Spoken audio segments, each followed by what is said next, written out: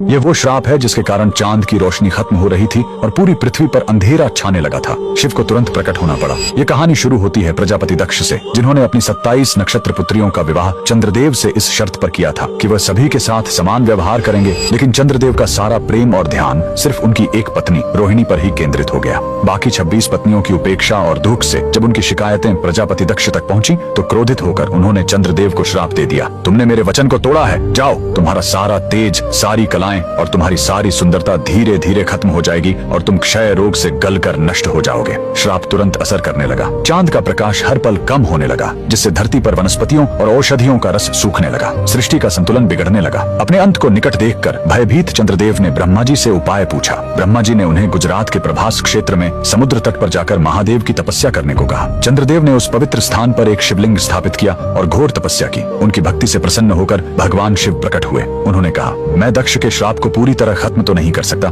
लेकिन उसका प्रभाव कम कर सकता हूँ। शिव ने वरदान दिया, तुम कृष्ण पक्ष में 15 दिन क्षीण होगे, लेकिन शुक्ल पक्ष में 15 दिन फिर से पूर्ण हो जाओगे। उन्होंने चंद्र को अपने मस्तक पर धारण कर लिया और चंद्रशेखर कहलाए। और जिस ज्योतिर्लिंग की चंद्र ने पूजा की थी वो सोमनाथ, सोम यानी चंद्र के नाथ के नाम से प्रसिद्ध हुआ। और यही सोमनाथ मंदिर भारत का पहला ज्योतिर्लिंग आज भी गुजरात के वेरावल में उसी समुद्र तट पर शान से खड़ा है जहाँ चंद्रदेव ने श्राप से मुक्ति पाई थी। लेकिन रुकिए, इस मंदिर का एक और रहस्य है। यहाँ मौजूद बाण स्तंभ यह बताता है कि यहाँ से लेकर दक्षिणी ध्रुव तक समुद्र के रास्ते में कोई जमीन नहीं है। भगवान शिव के भक्त कमेंट में हर हर महादेव जरूर लिखें।